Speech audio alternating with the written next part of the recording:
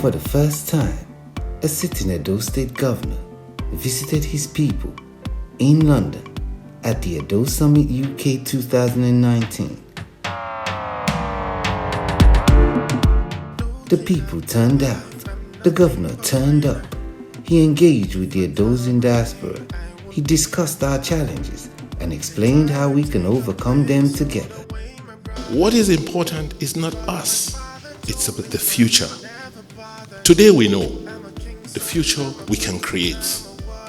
It's the next generation that is most important.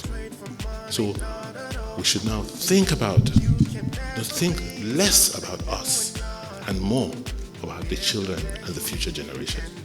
And by the grace of God, Edo will prevail. Thank you very much.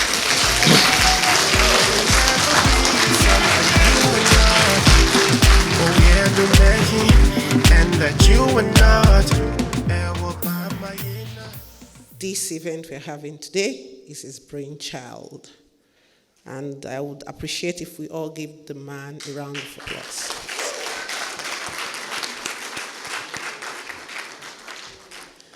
My name is Loretta Ogborooko. I said that before.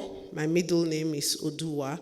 I do not like titles, please. So if I please employ the house to do away with the doctor, it will really please me. I want to thank leadership for answering followership, because leadership runs amok when followership falls asleep. And today we see a clear-cut response by leadership. I said this before he came. In the person of the governor traveling over to come and interact with his people. I remember the first time I called him and said, we are doing something like this. And this wasn't just born out of the whims and caprices of one person. It was born out of the desire of all of us to have this kind of interactive question. He's a very busy man. He's a man of few words. I think he's spoken a lot today, actually. It means he loves all of us. And the first thing he asked me was, why do you want me to come? What do you want me to come and do? And I said to him, you need to come and interact with your people. A lot of things we hear about government or those who govern us, using Edo State as a case study, is hearsay. When I first came to England, the United Kingdom, because I first went to Scotland, actually, not England. When I first came to the United Kingdom, I said it before, I had a cultural shock. And why was that? It was because of communication.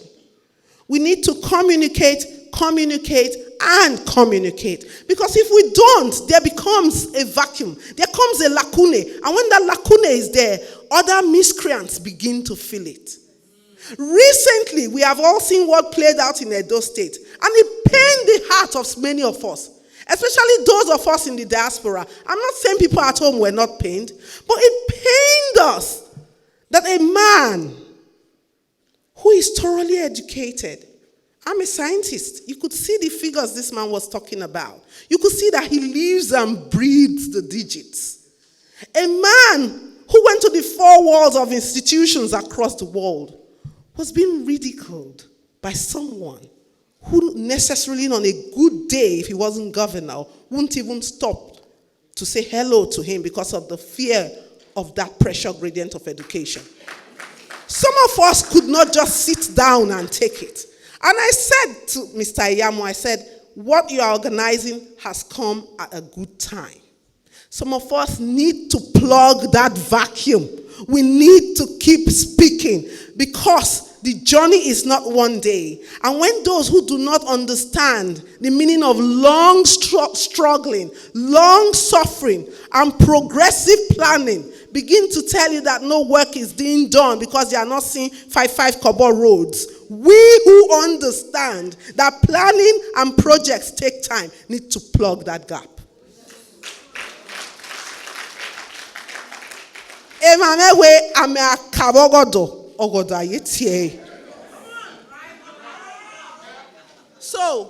Be that as it may, I will start with what I'm saying today. I have only 4 slides. I will not bore you.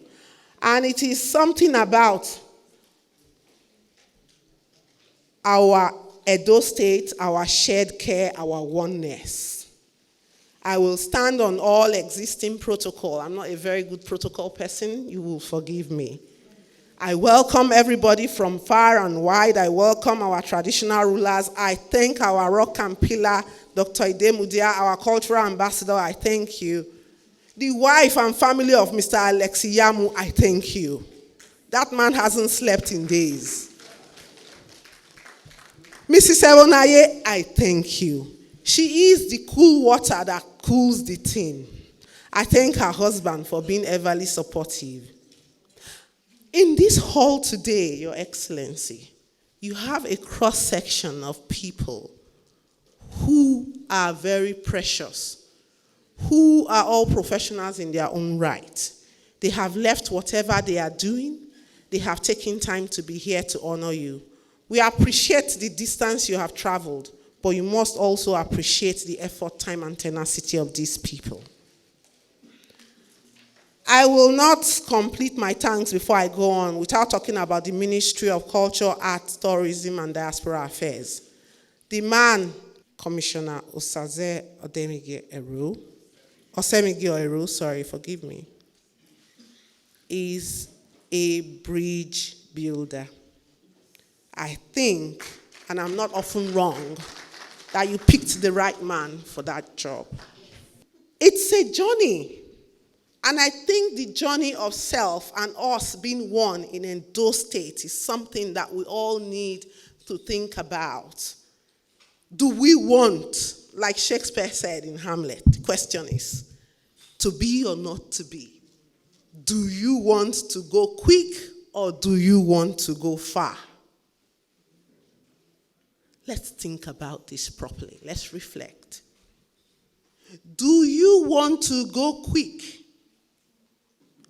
Or do you want to go far? And you here is the third person plural. It's not one person, it's all of us. So we can see that highway you are seeing on the slide, if we have that slide on, we can see that it tapers off into the unknown.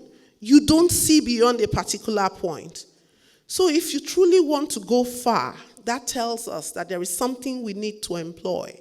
That is tenacity, realization of self, teamwork, and patience. Isoken is one of it. You need to be content.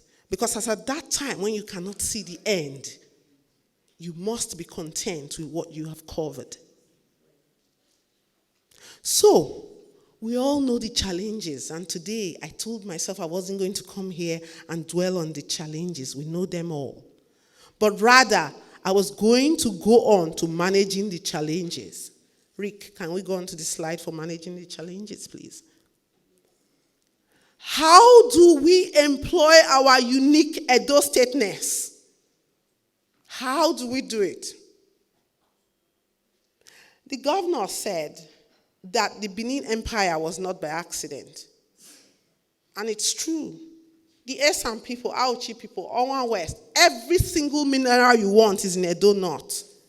I happen to have done some postings there. So, it simply means that if we want to surmount our challenges, we need to pull together. I will give a story from organizing this event. I called a very prominent Edolite up and said we were doing this and we need help. And he said to me, you all have day jobs. You don't need any money to do this.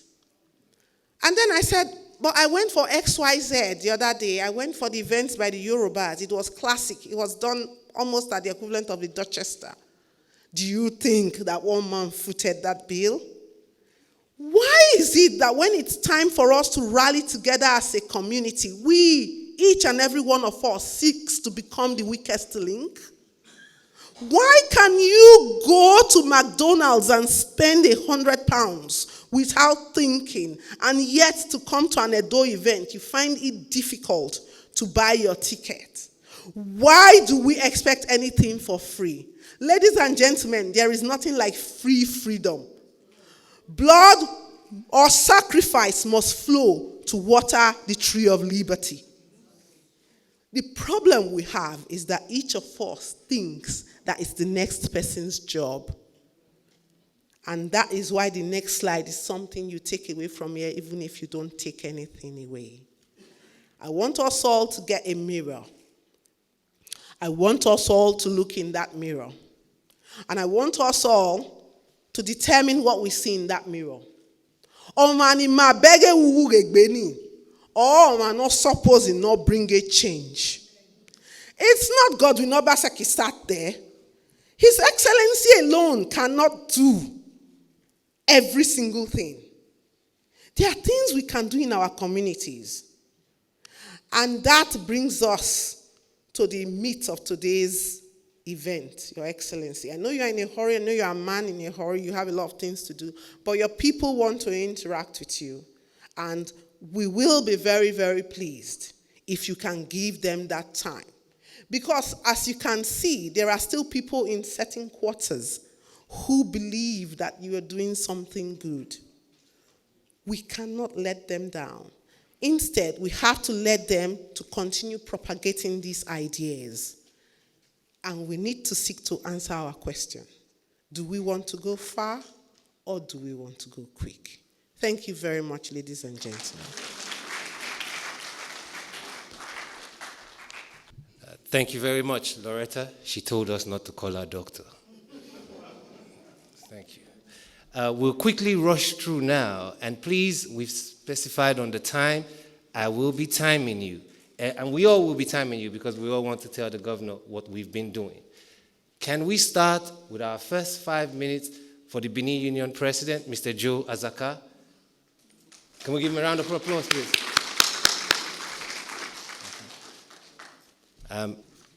Your Excellency, the Governor of Edo State, the Honorable Commissioner, Mr.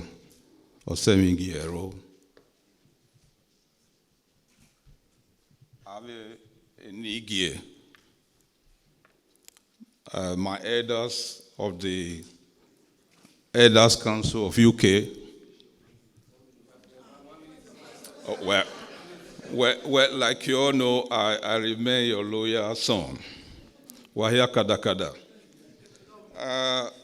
The governor actually articulated 6 areas where he's really working on in Edo State. And of particular interest to us, Benin Union UK, is the health sector. Now, Benin Union UK, we are a non-socio-political organization. We just create a platform where people of the Benin Kingdom come together and enhance our individual interests and aspirations. And of particular interest to us is the welfare of our people. Like they said, health is wealth. I just want to say something because I know I've got a very, very short time, my brother. 2 more minutes. Benin Union, we are working, or we are partnering with Ego community, Ego local government. Now, about 6 years ago, we were made aware that there was a building in Ego that has been left unattended to. A project that I understand was put together by the European Union and the Edo State government then. We decided to make inquiries. We got in touch and we were told if we want to be part of the project, we could do something. And then we ended up working with the group, and I can proudly say to you, Mr. Governor, that today that health center is functioning and running. And like you said, and like you rightly said, primary health care is very, very key.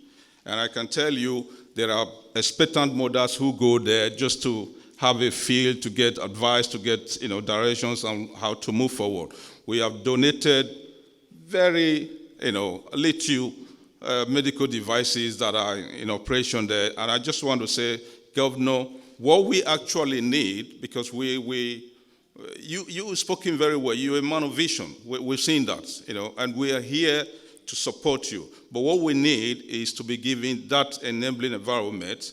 If you can, we're not just going to work with one health center. If there are other health centers in the state, we want somebody to give us the direction. We will be prepared to partner with you and do the little we can do. Thank you very much.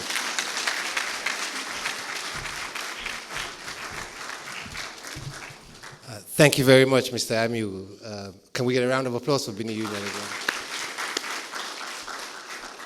What we're focusing on in your 5 minutes is what your association is about, anything you've done in Edo State, and challenges you're having so that the government can take note of that. We're going to have a cross-section quickly, so the next person coming on, 5 minutes, Edo Next Gen. Sure.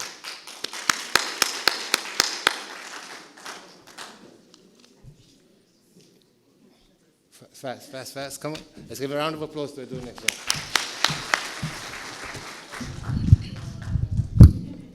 Just to make sure that you can all hear me, first of all, I want to say how inspired I am by His Excellency, Godwin Obaseki.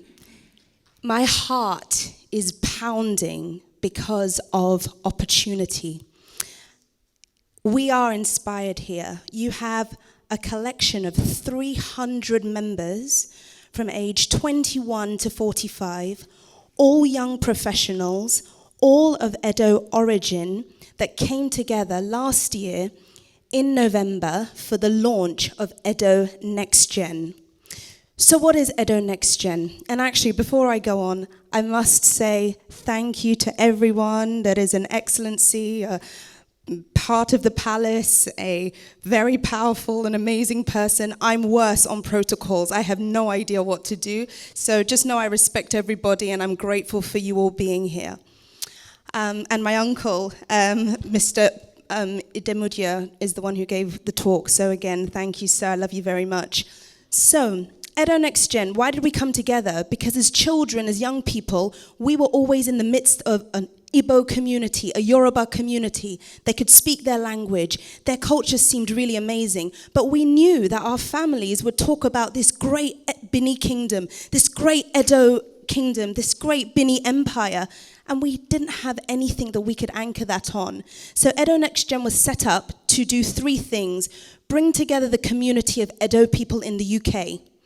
Use our collective influence and empowerment to really have a stake in what's happening here in London and the UK when it comes to Edo people, but also start looking back to Edo State and looking at how we can use our skills, our professions, our knowledge to drive development there. The third thing that we wanted to do was make sure that Edo and young people, so when I say young, we've categorized it as 21 to 45, but everyone here is young. But, you know, we've got a specific group. We wanted to make sure that that group of people were proud of where they were from, they understood their history, they understood how important it is for us to know each other, and we formed those connections as well. So, you know, to God be the glory, and we have a fantastic team. We were able to launch last year in Knightsbridge, Central London at the Rembrandt Hotel. We gathered 150 Edo young people, as well as friends. So Yorubas, Igbos, people from all different states came to just see what this group is about. Now, what we're looking at is how we can give our skills and our energy to what the governor is doing in Edo State. A lot of people are interested in that. And one of the things you spoke about, the Bini Dialogue Group, we have taken upon ourselves to talk about the Bini artifacts. Our next event is on Friday in Canary Wharf. We've organized an event called Think, Talk and Turn Up. This event is live on Eventbrite now, so everyone here, your children should all be going to this. See me after and I'll make sure you all have the details. But Canary Wharf, we will be discussing the history of those bronzes, how they came to the UK, and the plans for them to go back. We want to make sure we know what the plans are so they're not stolen, and that people know what they're doing. Thank you, thank you, thank you. Thank you. That was the Do Next Gen. Can we get a round of applause, please? Because of time, we're moving on. Can we have the president of Maragoroti, who's flown in from Ireland, Miss Gloria Efemene?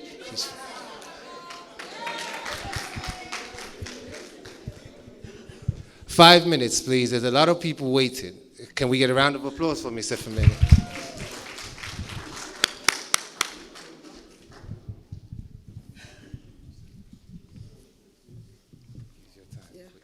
Thank you very much, Your Excellency, the Governor of Edo State, Honorable Commissioner, distinguished ladies and gentlemen. I represent here GOGI. GOGI is an acronym for Goretti Old Girls International. We were founded in 2007. We're a non-profit organization open to every Goretti old girl, every Goretti girl living in diaspora. We have our sister organization in Nigeria, they're called Smagoga. So what we do, our vision, we have just one purpose. Our purpose is to help the young girls attain their maximum potential. And how have we been doing this? We've been every year, every single year, we're self-funded, we are non-profits, through donations from friends and family, through individual contributions from members, we're giving scholarships every single year to students. We're starting from one place, one child at a time, children of St. Maria Goretti Grammar School in Benin City. And till date, year to date, we've given out scholarship worth over 100,000 dollars. And we've also, in the period, we understand how important education is, Mr. Governor. Thank you so much. You've articulated your vision. We tap into your vision. We follow you very closely. We see the great work you're doing, and we're proud to be associated with you. And we thank you for coming here today to tell us more. So nothing is a mirage anymore, because we read a lot of things on the social media that are not necessarily true. Now I've come here, I've heard from you, and I'm going to be your advocate, and I'm going to say to people, yes, I heard from the governor himself. And in the area of education, St. Maria Goretti is in a bad state, Mr. Governor, and would like you to support us. The buildings are derelict. We just built the fence. Your Honorable Commissioner came to commission it for us. It cost us millions of naira. There's still a lot of work to be done in St. Maria Goretti. We're passionate. We have the drive. We're having our reunion in 4 weeks in Manchester, where we meet every 2 years to raise funds, to network, and to create awareness about the work we do. We're trying to raise more money to come to Benin and take on those buildings and refurbish them. I will need your support. We need you to help us. Thank you so much. Thank you. Thank you. Can we have the ASAN Voice President, Ms. Destiny Ebudage?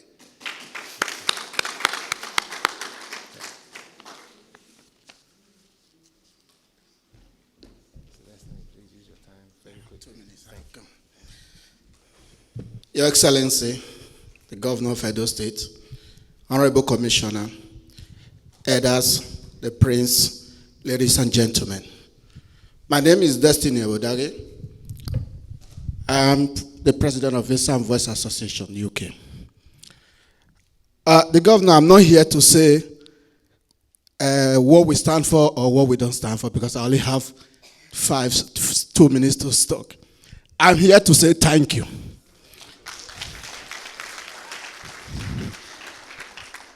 I'm here to say thank you for what you have done in Edo State. There was a year I traveled home.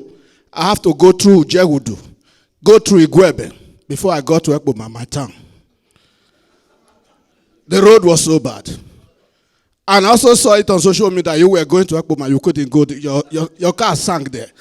But you took it upon yourself, and you make the road okay for us. But now we can travel from Benin to Ekpoma in 45 minutes. And I say thank you very much. Even my town, Ekpoma, was so bad that you cannot even drive your car there. But I've seen what you have done in Ekpoma. 8 years, that place was abandoned. But you came. Less than 3 years, you did wonders there. But I say, like the president of Maria Goretti have just said, I promise you, in the next election, I am from Emando, what Unit 14 and Unit 15. I promise it for you. I will win it for you. Thank you very much.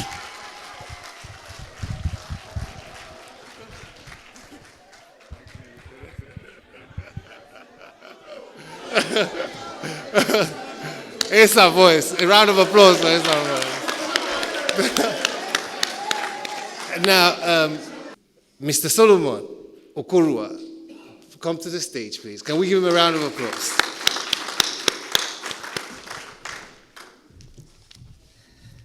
His Excellency, the Governor of Edo State, distinguished ladies and gentlemen, royals, I greet you.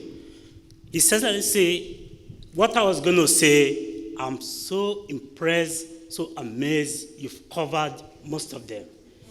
Last year, I tasked Mr. Yamo to bring together intellectual, well-placed Edo indigents in the diaspora to see how we can use our transferable skills to come home to support what we're doing. We're not asking for anything. We are well placed, well established here in the UK. We hold excellent position. We have money. We want to come down to help. But what is missing, what we find missing is we want you to partner with us, Edo Regeneration Partnership. And we want you to open a state bank account. We will not prepare to work with individuals. We're not prepared to work with organizations. We want to work directly with you. We throw in funds into those accounts, especially those returnees. We listen to them on TVC News. You've rehabilitated them. You promised them grants, but some are still waiting for those grants. I can come to you now to say 10 of them, I want to sponsor them, start up grants. But what we want a bank account where we pay money directly into those accounts to help those people. Thank you. That's all I have to say.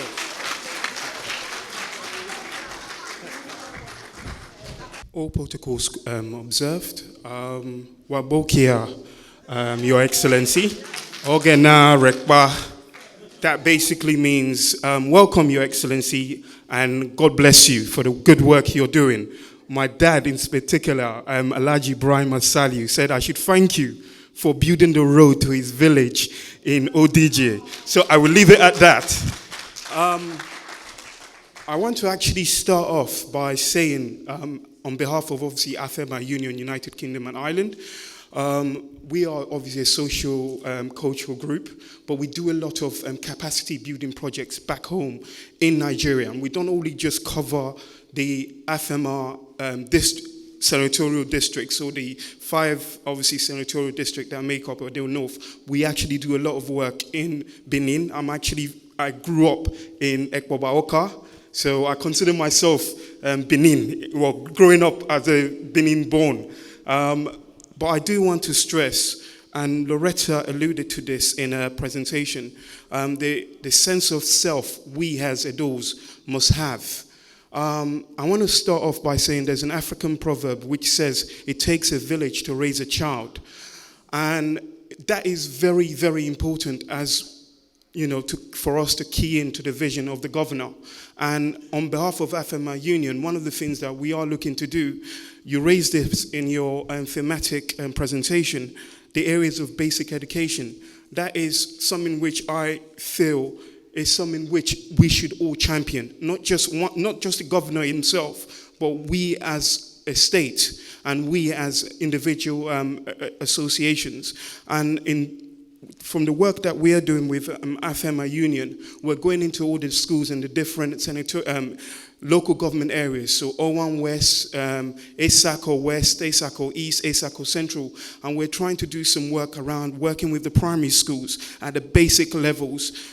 Because, like I said, Nigeria is one of the most blessed country you can have. And Edo State, as they call it, the heartbeat of the nation. There's a reason why they call it the heartbeat of the nation, as the governors just alluded to. We are blessed people. And I think we need to be keying in into your vision. And one of the things that we're doing at AFEMA Union, United Kingdom and Ireland, this December, we're actually going to be doing some rehabilitation work in 2 schools in ASACO Central, ASACO West, and O1 West. These are the areas which obviously a majority of our members are obviously resident in, and I also visit every Christmas time. So on behalf of obviously AFEMA Union, we want to obviously thank you for the good work you are doing in Edo State. And please feel free to come and obviously join us when we come down, in December. My name is Ahmed Saliu, and I look forward to also not only even working alongside, obviously, the governor and his team, but working alongside all members of Edo State, because, like I said, we're all one, and that's the only way we can move forward and take our step to the next level. As they say, we're moving to the next level. Let's take Edo State to the next level, and it begins from the bottom up, and we can take Edo State and make it a great state. Thank you. I met one of my colleagues who was an archaeologist. He happened to be a Portuguese. And we were talking. They asked me, where do you come from in Africa? I said, Nigeria. Whereabouts in Nigeria? Edo State. Wow. I was shocked. He knows so much about my culture, my state, more than I do. That was how proud I am. And then I met an historian who was an American who studied African history. And when I told him that I was from Edo State, he told me the story of my state, of my culture. That's how proud I am. This wasn't just walking around in the street. This was at a university level. People have PhDs studying my culture. And I was proud, more than proud. And that day, henceforth, I promised that I will never lose my value for my culture. And I kept it. And that's the way it is. So when Mr. Yamu called me to be part of this, I was deeply humbled, because from my background, from the nature of job that I do, I have volunteered for autism awareness, volunteered for Cancer Research UK, volunteered for a lot of charities in the UK, even where UK is fully resourced. And then he approached me and said, we want to do something very tangible for my state. And I thought, yes, I'll do it, whatever it takes. And it takes me to my reason why I want to do this keynote today. My keynote is actually based on, where the slide is not up, but I know what I'm going to talk about. It's actually based on being inclusive. What actually motivates me, what I enjoy most about His Excellency's speech earlier, is his focus on children. When he said that he was going to be focusing on developing children at the functional level, training teachers, making literacy basic achievement for every child in Edo State. That made me so impressed. I was more than impressed when the governor mentioned that. He mentioned a whole lot of other things that he is working on, but that key one was actually what hit me most. I work with children, and I work with children that have additional needs, children with autism, learning disability, and children with Down syndrome, who did not ask to be born that way. And their parents did not ask for that kind of child. But for some reasons, for some unexplained reasons, these children were born to some wonderful parents who cannot afford to look after these children. When I went to Nigeria, I saw a huge number of children with this developmental disability who are not being cared for. It made me question today, what would have been my cousin's aspiration and hope if she was born now in Edo State?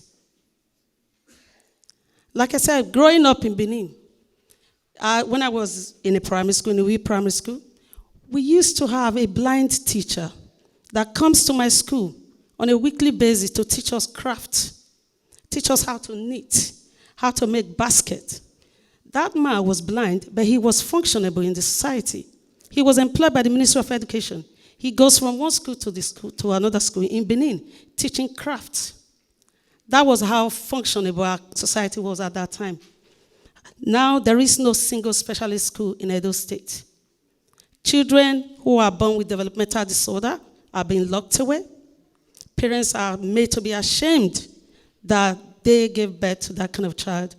Parents have been made to feel that they have sinned. For some reason, God has cursed them.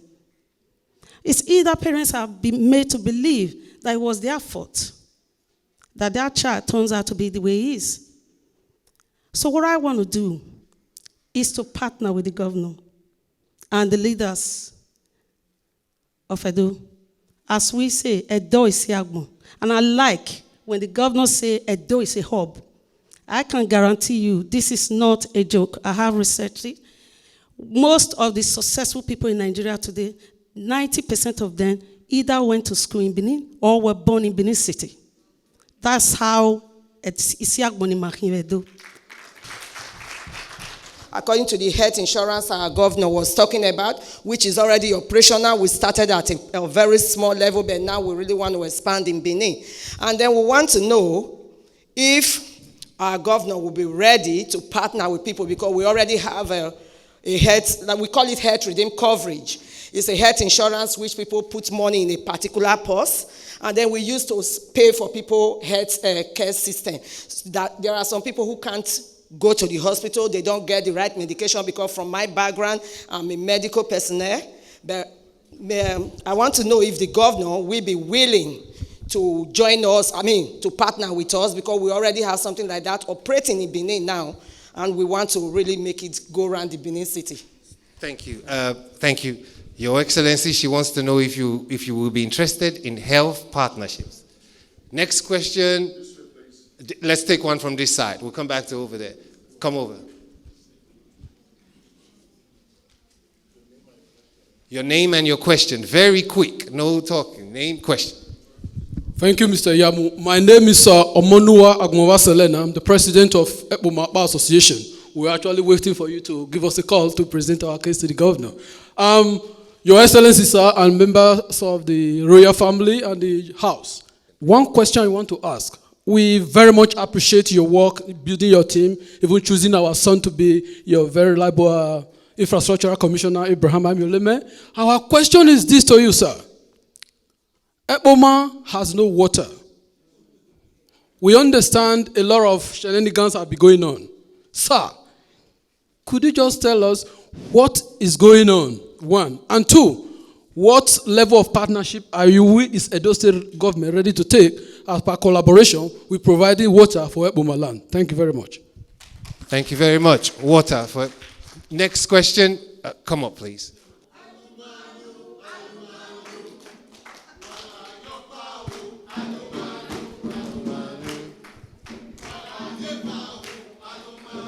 Anumanu. All right. Hallelujah. Amen. Dear Governor and everyone present, Prince, I thank God. I'm a reverend.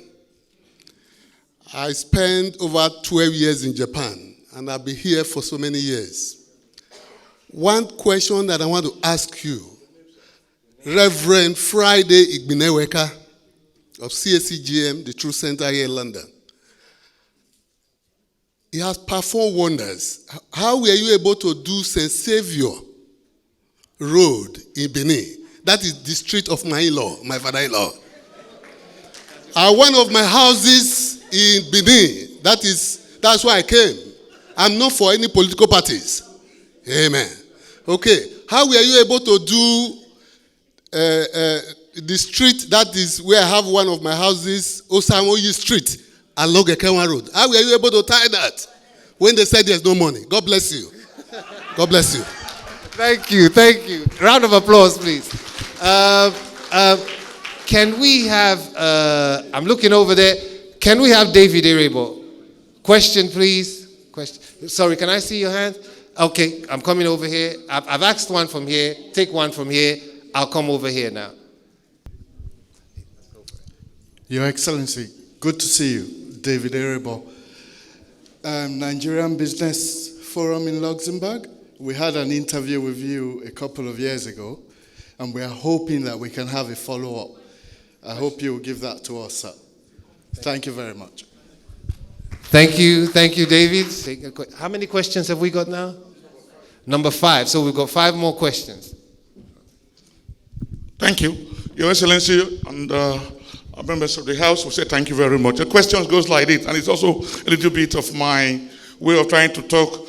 Say that I wonder the wait and see governor, which is properly referred to you in Edo State. I can see the reason why today, without even asking more questions about that.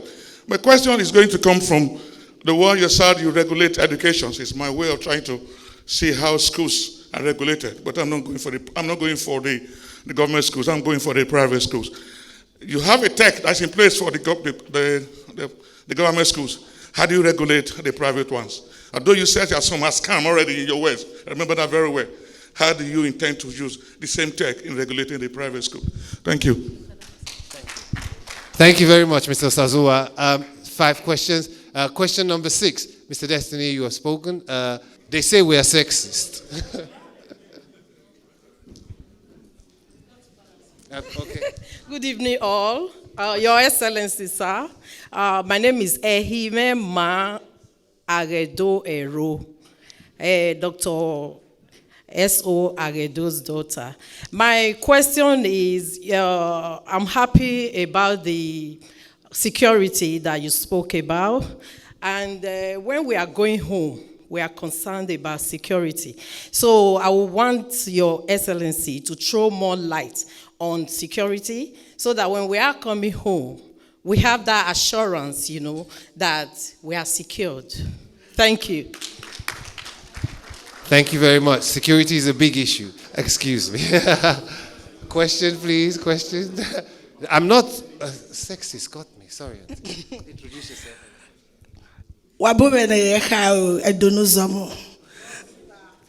Your Excellency, sir. Eronubi, God bless you. My question to you, sir, is my name is Evangelist Gladys Osamoyime Ogbeide. I'm the visionary of Umagbane Dune Prayer Ministry. Sir, under Umagbane Prayer Ministry, we don't just pray, because that is the call. So, we stand to pray and intercede for the Edo people. We do not just pray. We have taken this vision to Benin. Sir, how do we go back home knowing that we don't have to pay so much to the police to give us protection when we have come back to give back to our community? God bless you, sir. Thank you very much. Very good question. Welcome, Uncle Eddie. Come. Over how are you? Your Excellency, sir. Welcome to UK. I'm very proud of you. In spite of all the tussle you experienced recently, you still managed to find the time to come here. I can see you are a great man. Thank you. I'm the proprietor and the founder of Edo School of Language and Culture in Manchester. Now, Edi Obahawaye. Now, my question is, like the young lady there said something earlier, we are struggling to educate our children here. Even back home, our children do not speak Edo language. They are so influenced with English language. What kind of support can we get from our Honorable Commissioner for Culture? I've sent messages to you before. Supporting our parents here, encouraging them to send their children out to Edo School so we can have a good proportion of students attending and speaking and writing in Edo language. Thank you. Thank you very much, Mr. Hanston. Thank you. Question. I've done this now. I've just taken somebody from here. I need to take somebody from here. Question over here? Just two. We have just 2 more questions. My name is Thompson Omoroye, on behalf of Forum of Edo Progressive Indigenes. There's one important question I would like to draw the attention of the governor to, which is College of Education that was supposed to be Fabi Yakbata into university, but unfortunately the proposition was just halted, and up to now, I don't think we have enough update about it. I would like the governor to please respond to that. And apart from that, just one more question about security in Edo State. I would like the governor to also update us about the herdsmen that is just disturbing the peace of Edo State right now. Thank you very much. Thank you very much, Mr. Omori. Let me presentation by Loretta on our shared self. Do we want to go fast or do we want to go far? We want to go far because where we're coming from is far. And therefore, if we want to go far, we must begin to build the foundations. Enough of the mirage, enough of the excitement. Let us do things that are fundamental. That is what distinguishes us as a people, as a group, as Edo people. Enough of the show, of the showmanship. It's now time to build the foundations. Because if the foundations are not built and are not built solid, nothing can rest. Just listening to the array of comments, particularly from the Edo Next Gen, because that generation represents the soul of our country. The average age of Nigeria is about 30 rather. The mean age is about 30. The implication of that for us is that when our population gets to 400 million in the next 30 years, that even that average is likely to drop. But what's the implication? It means, therefore, that most people in Nigeria today were born after 1989. When they were 10 years old is when we introduced this new republic. So that generation grew up to know only one thing, that after every 4 years, governments would change. They're not like the generation before them who grew up in uncertainty, who did not know what tomorrow holds, where they wake up and then somebody says, I, General, so and so, takes over government. They grew up in a milieu where there is a constitution. That's all they know. The generation before them grew up in a country, in a state, where most of the time where they were growing up, the constitution was suspended. They grew up in an environment that was lawless. Most of us grew up in that environment.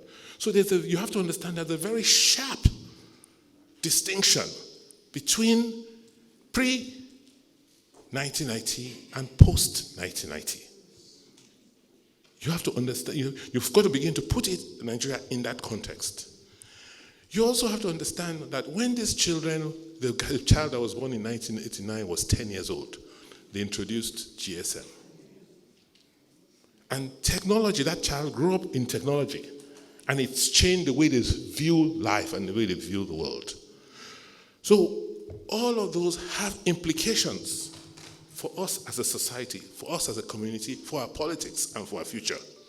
So it's grossly unfair and almost wicked for us to want to impose our knowledge, our learnings, our understanding of the type of Nigeria we grew up in on the type of Nigeria we have today. It is wicked. These children have lived, they grew up in freedom. We grew up under military rule. So there's a fundamental shift. And that is what people don't understand in politics yet. Oh, I'm a politician. What does it mean? It means I volunteered to come out to serve my people. And any politician, any government today that cannot deliver goods, the public goods to its citizens, is going to fail. And you could see it in the last elections. The evidence is becoming very clear. You see, in the place people say, no, we will vote for the president this way, but we'll vote for our own local officials this way. And so people are not stupid. If they don't get anything from government, from a particular government, why would they vote for that government? So our politics is changing. People are saying, oh, be gradual about it. I say it's impossible to be gradual because the children have grown up. They're asking questions. How do you explain? So I agree with you. We need to pull together. We need to make a lot more sacrifice.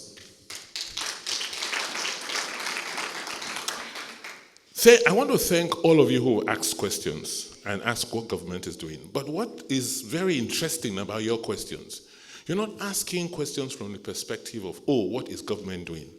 Your questions basically have been, we're trying to assist. How can government create an environment for us to do more? This is very unique. It's very different from what I see every day.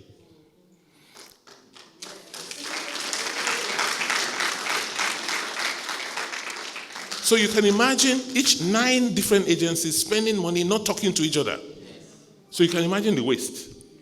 And I said, in all of this, who has done an enumeration of the women in the various communities in Edo?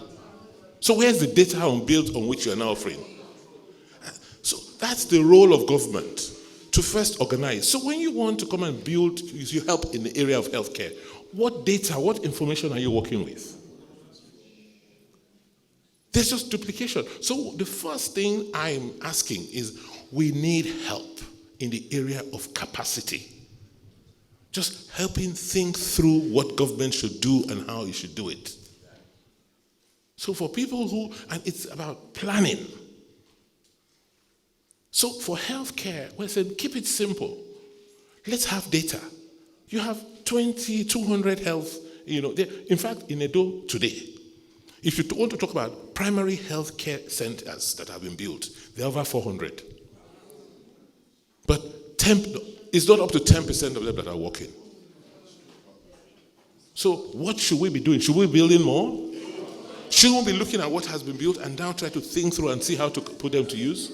So what we've done in healthcare is to first give you the data to say, look, we have, for planning purposes, I have 220 wards. Let me say, in each ward, everybody comes from a ward. In each ward, where is the primary healthcare center there? This primary healthcare is within the ambits of the local government. We have now set up a primary healthcare regulatory agency that will give you the information. So if you say, I want to go and intervene in Ego, then the agency will say, look, these are the number of health centers we have in Ego. This is the state of each one. Because each health center, at the minimum, must have 24/7 electricity from solar, must have water, must have security, must have a trained personnel, and then should have at least a computer, a system that you will use in capturing the data of everybody that walks through the door. So whether you want to provide health insurance, whether you want to provide a drug program, whether you want to assist with medical equipment, at least you have some information to do it.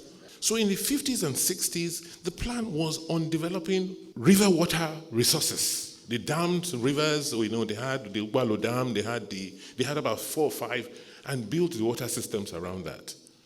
But that's history. So what we've done is, we've paid a lot of counterpart fund money, about 700 million, to attract EU funding, and we're building water systems. We're piloting one in Oromi now, where we are now beginning to meter water.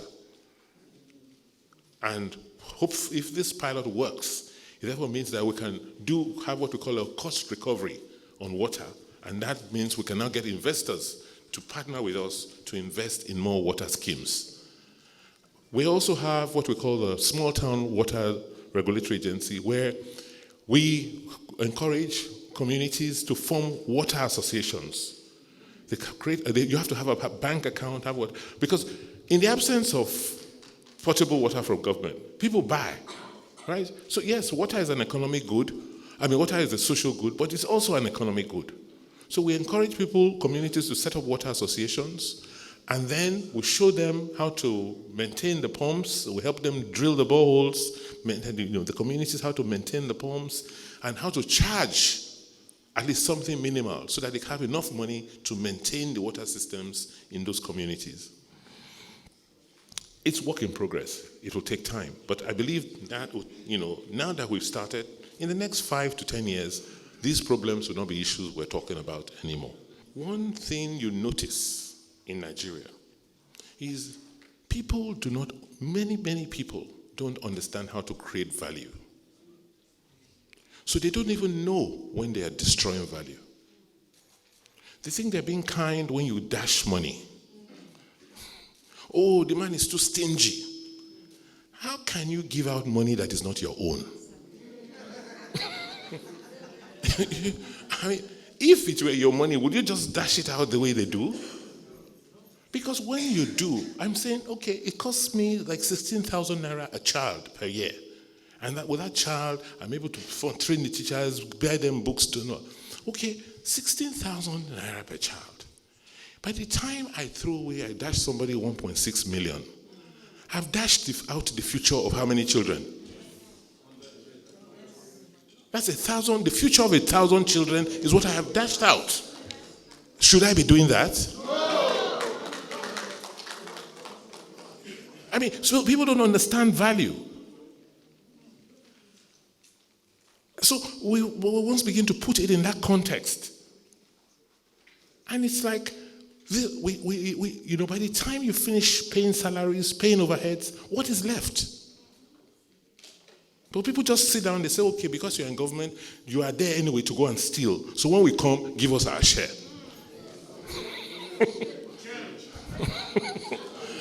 But when you don't find people like you, professionals who've decided to give up everything to sacrifice, we're trying to be more transparent in the way we do things. If you want to buy something, someone says, oh, give me contract to go and buy this phone for government.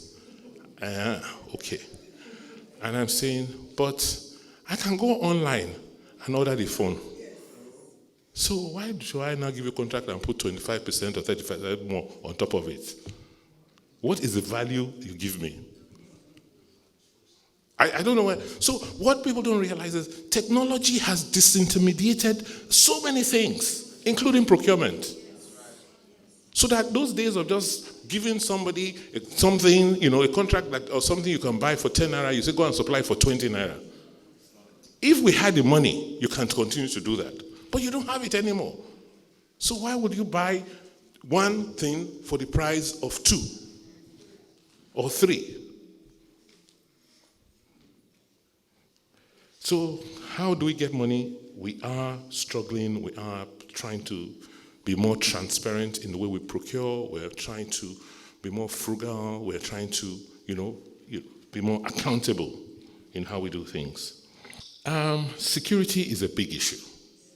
And why will our society why would they not be insecure? Why won't there be insecurity when there is so much injustice? When there is so much unfairness, there's so much imbalance. When a few people have so much and so many do not have. That is, you have to look at the foundation. When people don't have jobs, when you are not expanding the economy, why would there not be insecurity? So while we are dealing with the symptoms, the evidence, we should also be dealing with the root causes.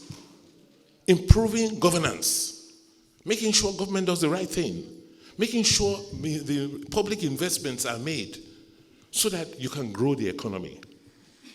You can do everything, you can bring as much arms and soldiers and policemen on the streets, but if you do not address the root cause, you'll just be chasing shadows.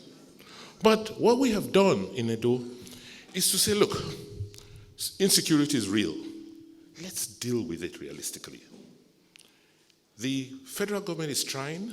They have the army, they have the police, they have the Directorate of State Security. But the crimes are local. The crimes are not federal.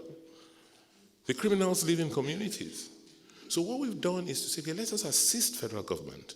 Those at the local government level, you have people who understand security. At the state level, you have these young people who also understand security, all working together with the federal security system. We have launched an Operation Wabazigan, where today we've bought about 100 police vehicles, patrol vehicles, which we've given police, which are stationed in various parts of the city and towns. We've put communication devices with our own money.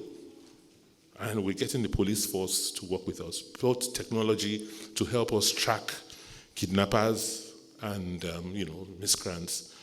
And the key is we're going to spend more resources training. It's about training people. So we're working hard with the federal government. In fact, 2 days ago in Abuja, we had another special security session at the National Economic Council. So we're doing a lot because the primary goal of government is to secure the lives and property of its citizens.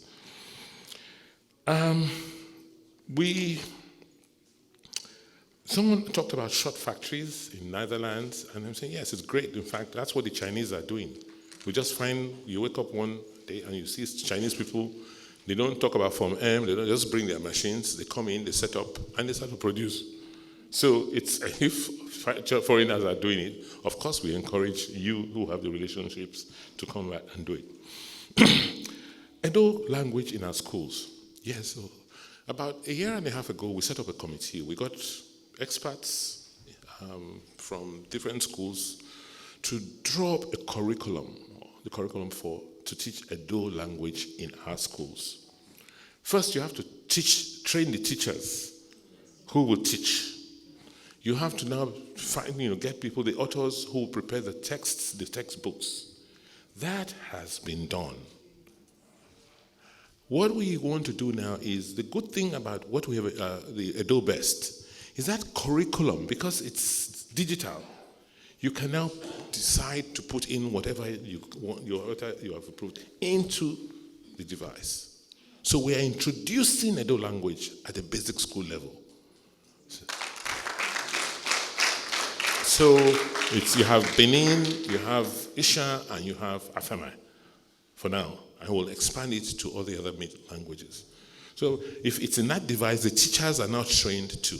So with that standard curriculum for Edo language, we can now give it to all of you who are working, who have the same challenges in the diaspora. Tayo Akpata University of Education. What I found was, it was like people, they were just, initially when most of these schools were set up, they were meant to build great manpower to run the system. But at certain points in time, it's like those institutions were existing for themselves and for the staff of the institution. I had one school where they had 23 council meetings in 1 year. The council had 23 council meetings. Meanwhile, they were not paying the staff. And you could just go on. When I resumed, they hadn't paid salaries or of the teachers in the Kedolo College of Education, for instance, for up to 2 years. So for me, it's like, okay, let's stop deceiving ourselves. It's even time to restructure. So what I've said is, you know what? I want to have one college of education, one college of agriculture. You will have a campus, a college of education with 3 campuses. One in Abudu, because Abudu used to be a teacher training college in the 40s, 50s, and 60s. The school is still there. Why did they shut it down? That school will specialize in early childhood education, training teachers for early childhood education and basic education. I have another campus, campus of that college in Igweben that will specialize in training teachers in secondary schools, technical schools. I have another one in Afuze, another branch, that will specialize in training teachers for children to teach children with special needs, physical education, and what have you. Let's think like human beings. Thank you very much.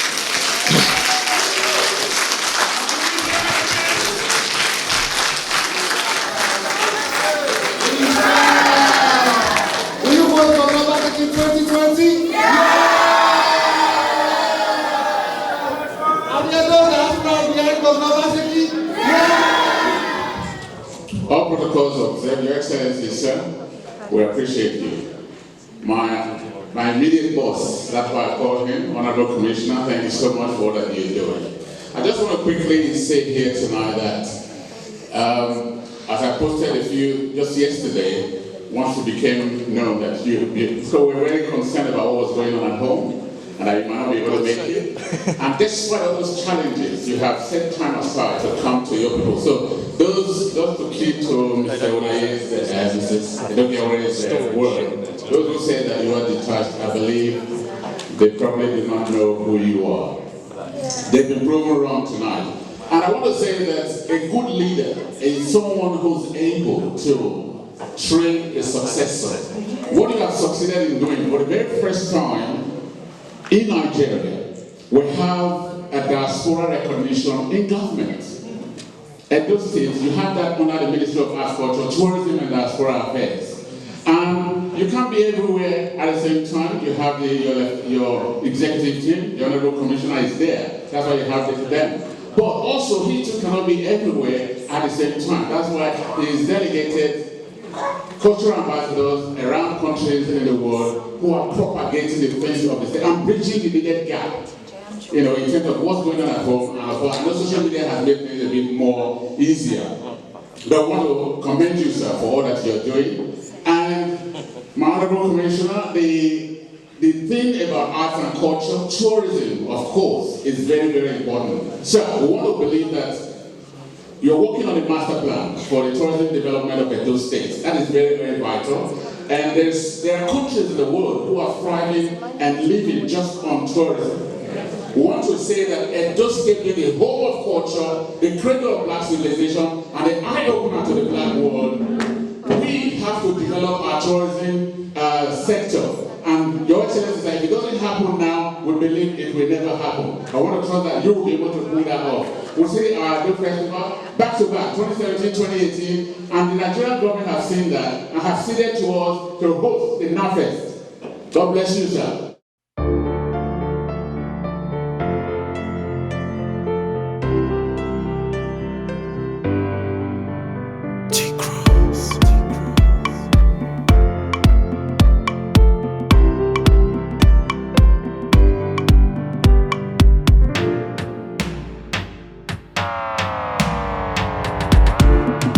Looking at my life, I'm nothing but greater. If I come again, I won't be another. They try to take a place, all away my brothers. But my father told me, son, be never bothered. I'm a king's son, I'm a prince, and I'm a warrior. A life I will not trade for money, not at all. You can never be something you are not. Oh yeah, do make it, and that you are not. Ewo bama yena. Oba atope say oh yeah. Oba atope say oh yeah. Oba atope say oh. May you live forever. Say oh. I'll hail the King, reason why I sing. I come before you humble, and this gift I bring. You know you are the ruler over everything. No bag I go fish up or try to do a thing. I'm bolder, them no fit do me nada. I know who be my father, and them supposed to know that. Them no say we know they fear face. Now we the run in this place. Try to come but no space. So ewo bama yena. Oba atope say oh yeah. Oba atope say oh yeah. Oba atope say oh. May you live forever. Say oh. Oba atope say oh yeah. Oba atope say oh yeah. Oba atope say oh. May you live forever. Say oh. Time go come, time go. No matter how long it go be, up I know they go transfer.